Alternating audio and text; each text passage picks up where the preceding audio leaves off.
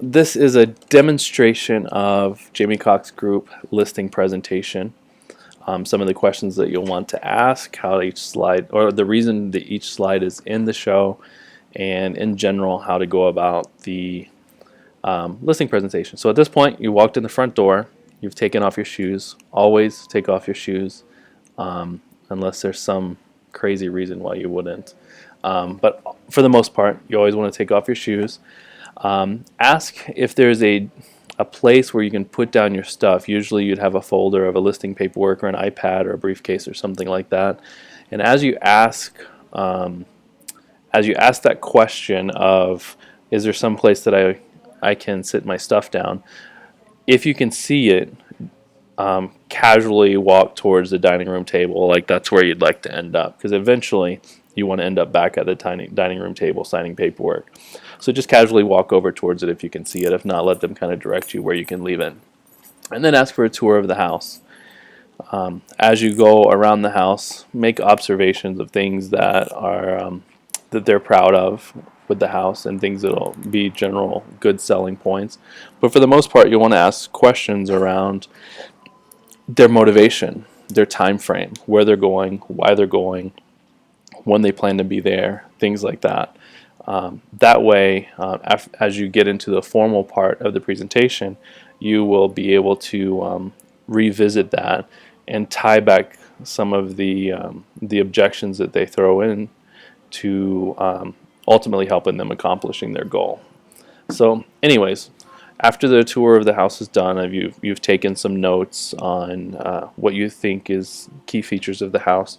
As you get back over to the table or wherever you put your stuff down, you'll want to ask a question, something along the lines of, other than price and paperwork, was there anything else that you'd like to discuss today? If they say no, there's no need to even do this presentation. If they say no, you pull out the paperwork, you go through the paperwork, you review the pricing strategies, and you have them sign and you leave. There's no need to sell after the close. So in this case, we're going to say, we're going to pretend that the seller said, yes, there is something. Actually, we want to know about your marketing. We want to know about you. We want to get to know you. Whatever their reason is, you say, great. I have a presentation. Let's go through the presentation so that I can tell you a little bit more about us. And that's where this comes in.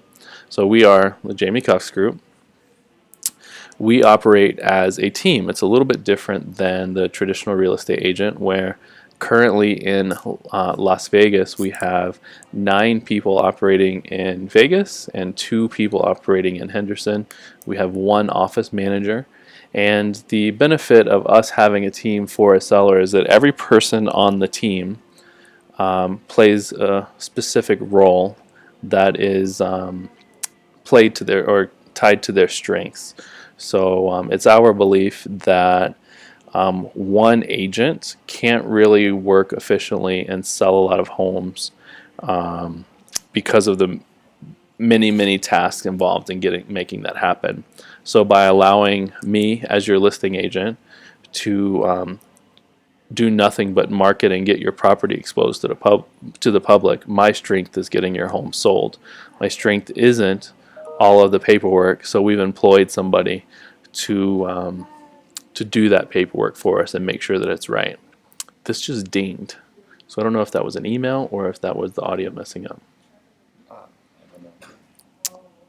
Okay, so anyways, we work as a team, and that's important to the seller because they're going to get an expert operating in each individual area of the transaction.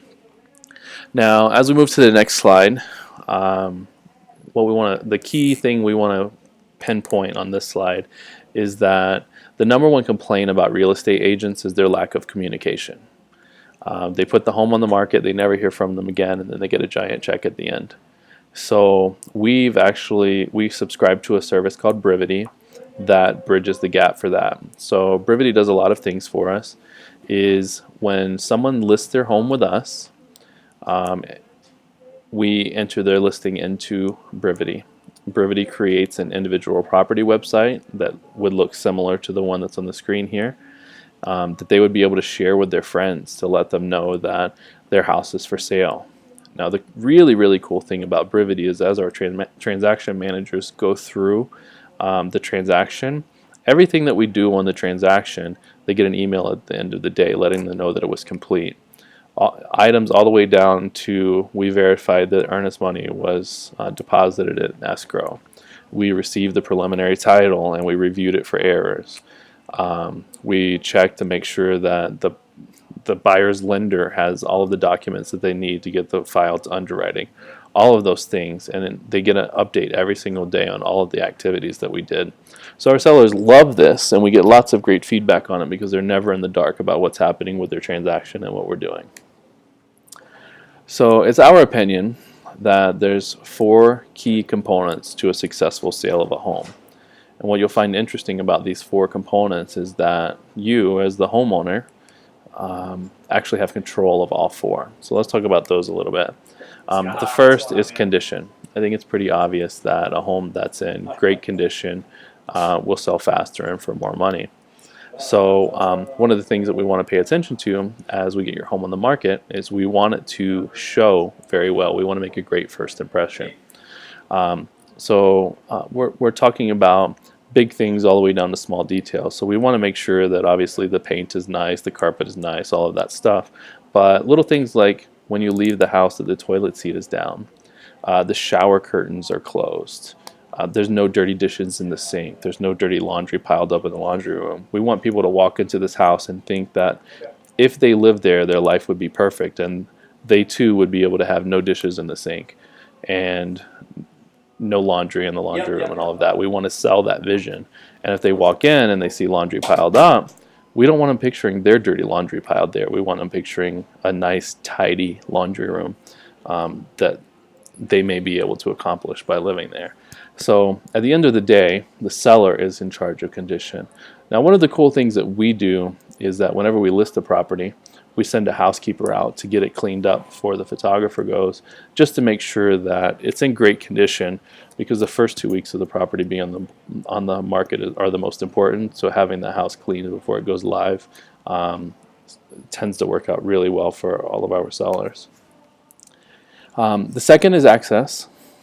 I think it goes without saying that for the most part, people want to see the house that they want to buy. I mean, there are occasions where people will buy a house sight unseen, but for the most part, the average owner-occupied property, they're going to want to see it.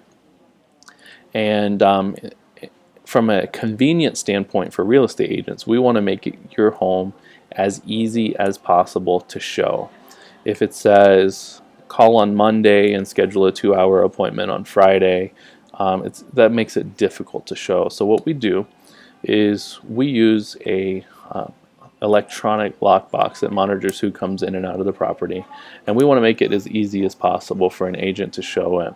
And I think you'll agree that the more people that come through the property, the higher likelihood there is that it's going to sell. And again, the seller is in charge of access. They're the ones that are going to have to give us permission to allow people to see the property and install the lockbox. Price.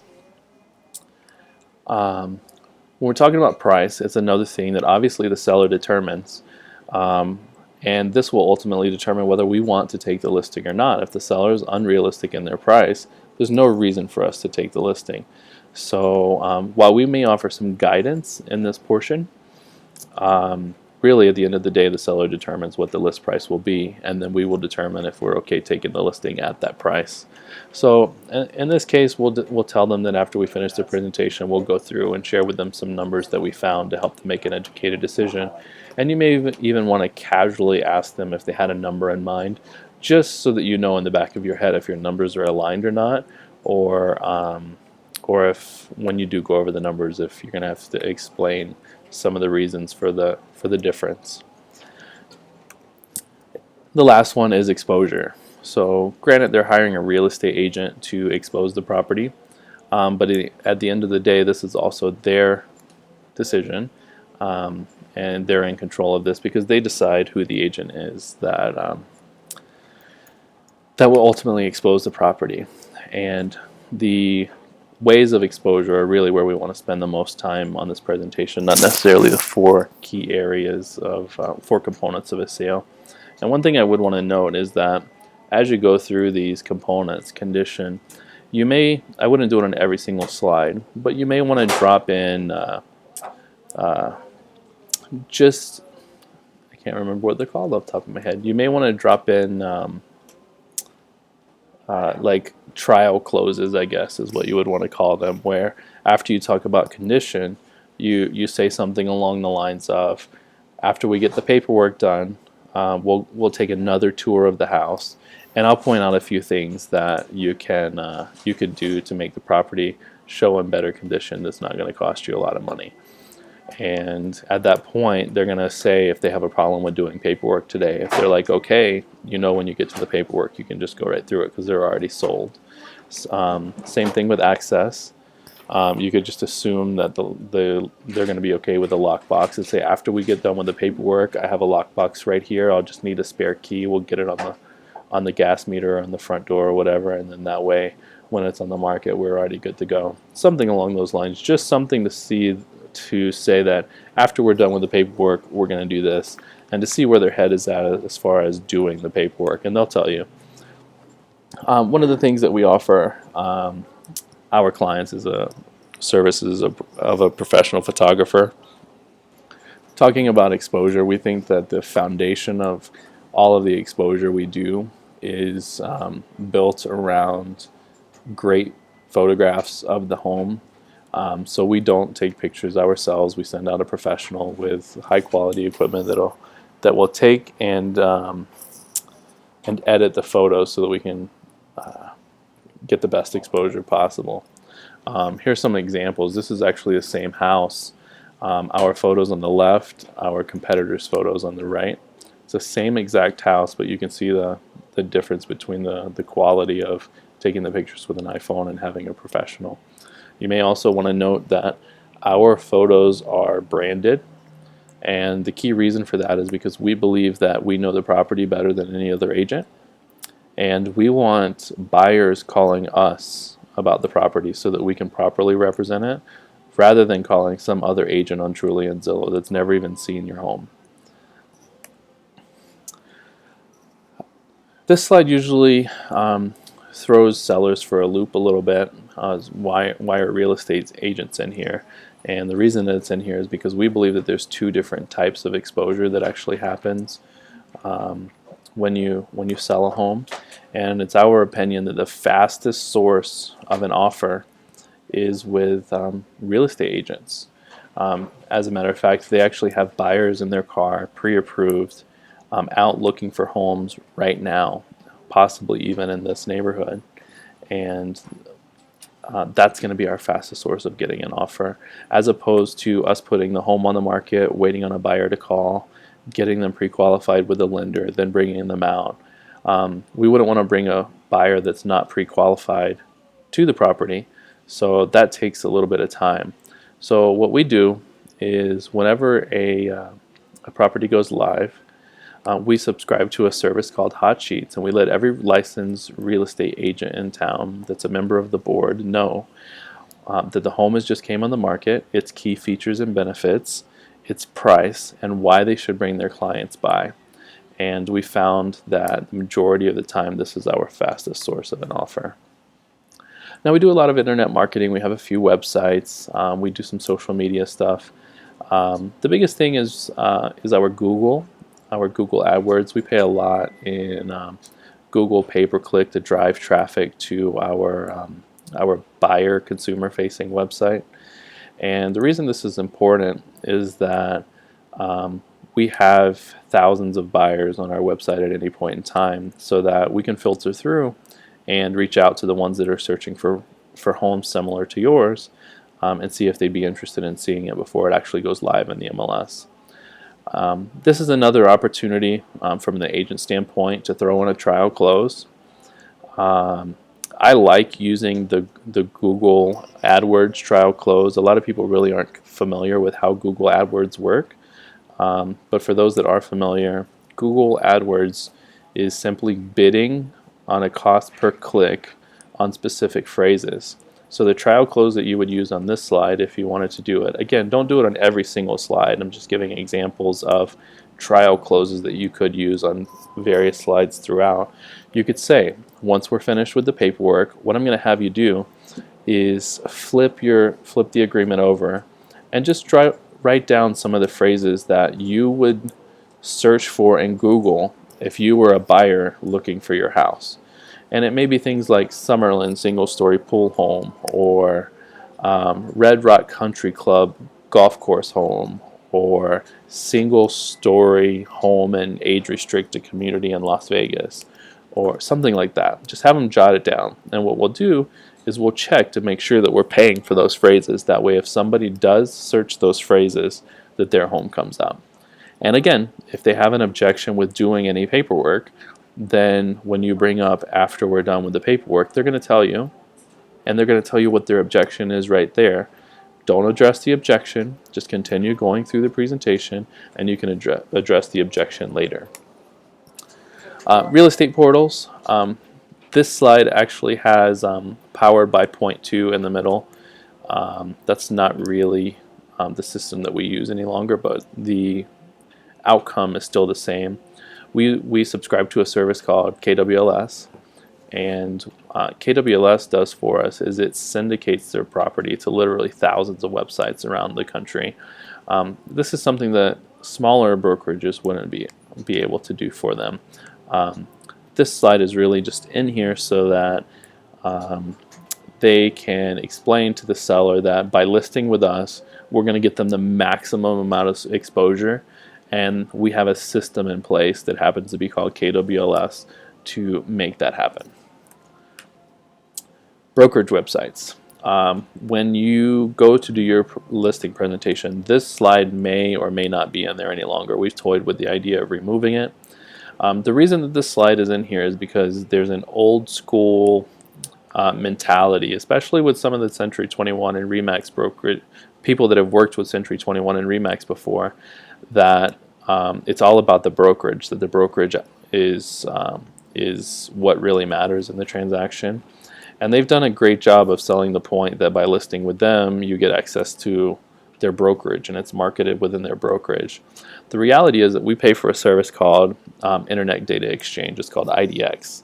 And by having IDX, by listing with us, we make sure that their listing shows up on RE/MAX agents' websites, Century 21, Realty One, Simply Vegas, Berkshire Hathaway, Wen, and there's all of the other major brokerages.